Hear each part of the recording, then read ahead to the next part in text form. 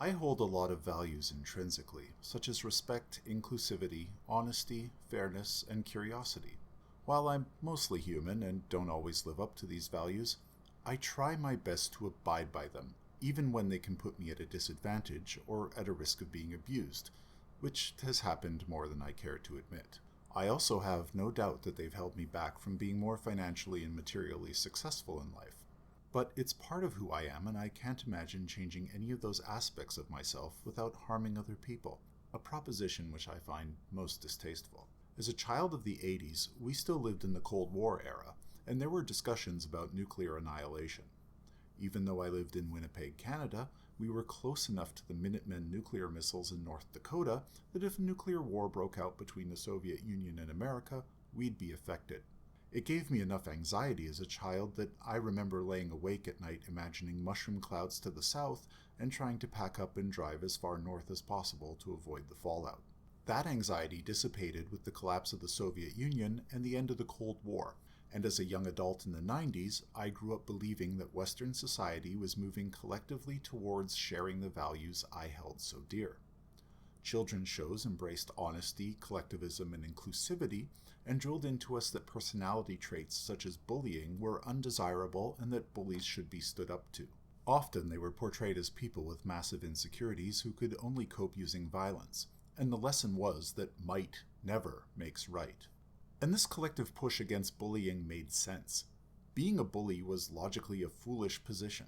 Even if you were a successful bully and acquired wealth and power, you now had to live in fear of the next bully who would come along and take it for themselves, not to mention the fear of all the people you bullied who might want revenge. The short-term gains for a life of fear and misery were, plainly put, stupid. I'm not good at subtext, but I think this was one of the points of Macbeth.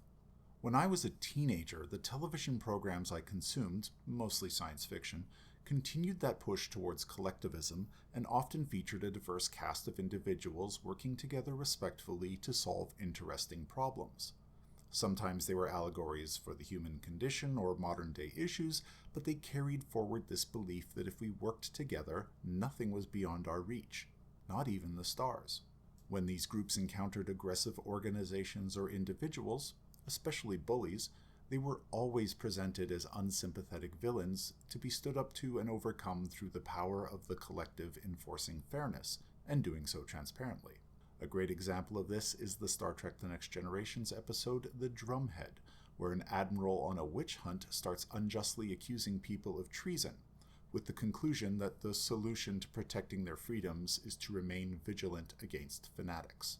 Concepts of inclusivity were also present in media of this era. If the characters encountered someone who didn't fit in, any attempts to make them an outcast or mock them were presented as moral failings of the characters involved, and they were often shown the error of their ways. The character of Lieutenant Reginald Barclay in Star Trek The Next Generation is a prime example.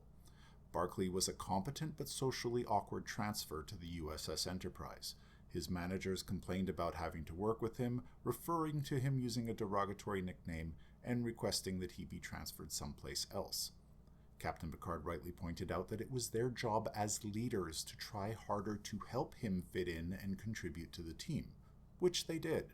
Naturally, it led to Barclay being instrumental in helping avert a disaster aboard the ship.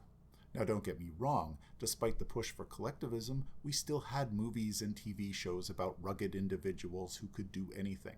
Think of movies with Sylvester Stallone, Arnold Schwarzenegger, Bruce Willis, and TV shows like MacGyver. However, they were still seen as operating on the ideals of fairness, honesty, and honor. Often they would stand up to bullies and villains on behalf of those who did not have the power to do so, often at great risk to themselves.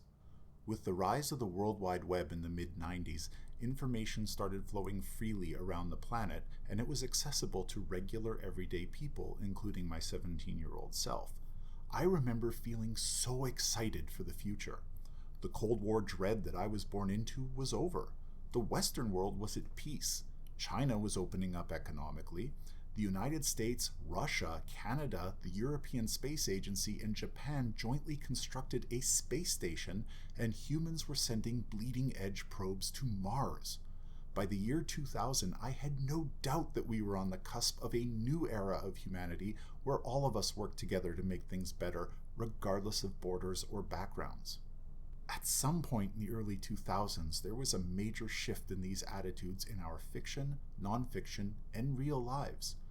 Maybe it was the questionable outcome of the US election in 2000, the events of September 11th, 2001, and the ensuing wars, the dot-com bubble bursting, the rise of social media, or some magic combination of all of the above. But it changed. With the advent of reality TV and programs like Survivor and Big Brother, focus on drama and subterfuge made the heel a more important and celebrated character than anyone who tried to play by the rules and be fair. In addition to the contestants, the curation of negative personality traits in the hosts was portrayed as desirable. Hell's Kitchen featured Gordon Ramsay screaming at people while being heralded as a culinary and managerial genius. And of course, Donald Trump in The Apprentice was presented as a business genius and expert deal maker despite the fact that he was neither of those things. In fictional programs, we saw the rise of the disconnected and narcissistic main character who not only eschewed the rules and social norms, but was often proven right in doing so. The archetypical character is Dr. Gregory House from the 2004 television series House. House was rude, abrasive, insulting, and often injurious to the people closest to him. However, he was almost always right medically, and his success rate made those who managed him reluctantly enable his addictions and bad behaviors. Interestingly, these same themes crop up in other Sherlock Holmes-inspired programs of the era, such as Sherlock and Elementary. To a lesser extent, this shows up in the TV series Monk, and very much so in the character of Sterling Archer in the animated series Archer. In video games, we saw a rise in games where these traits are the goals of the player, such as the Grand Theft Auto series, or games where deception and going against the collective is often a winning strategy, such as Among Us. Several real-life social and party games involving deception have likewise arisen. Whether our art has been imitating life or our life imitating art, I'm not qualified to say, but in real life, the rise of charismatic industry leaders like Steve Jobs started creating a narrative that collaboration and consensus was not the path to success in the corporate world. Instead, results came from abusive and controlling bosses who treated workers poorly. Bullies were marketed as a desired personality trait and rebranded with the wholly unscientific label of the alpha male. In my own experience, I entered the workforce full-time in January 2001, and since then I have seen many people succeed by using manipulation, bullying, and outright lying. There's also been a push to have successful business people enter politics, with the narrative being that their success in the corporate world would translate to them running the government better. The outcome of this has resulted in 3 large negative consequences that I've perceived during my life. Firstly, governments exist to provide services to the people, funded by the people. Despite what you might say about market forces or other economic theories, businesses exist to enrich the owner as much as possible.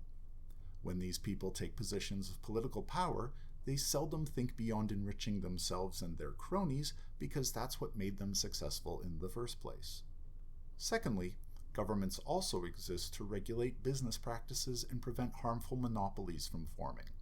Having the same group of people in charge of both allows for regulatory capture, which in turn can lead to harms to the environment, anti-competitive practices, and a decreased quality of life for the general population.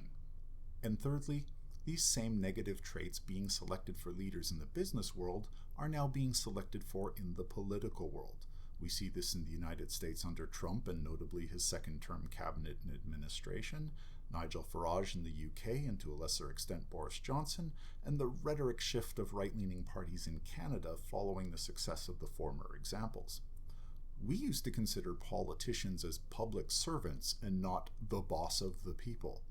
We're losing sight of that, and the politicians are more than happy to not correct us.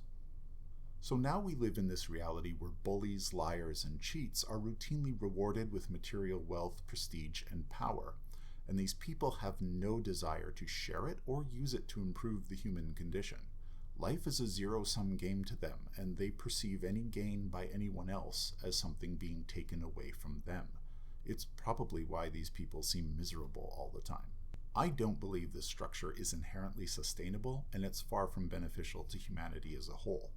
As we abandon collectivism while narcissistic demagogues race to the top in a race to the bottom, we will see our freedoms eroded, our scientific inquiry quashed, our economy struggle, and internal and international conflicts arise. Our lives will become anxiety and hate-filled team sports where we only live for the dopamine hits from trolling the other side. It's already begun. I've hesitated to make this video because it largely feels like screaming into the void, though it's been a bit therapeutic to write. Recent world events and the past year or so of threats of annexation by the United States has given me similar anxiety to what I felt as a child with respect to nuclear war, but with the added horror that this time the Americans are the baddies. I absolutely hate that my children have to grow up under such a bleak cloud. I also don't have a good solution to this problem. I would say we need to communicate more, but I feel like there are so many bad actors flooding the zone with so much noise that it's getting harder to agree on an objective reality, let alone have a respectful and coherent discussion about it.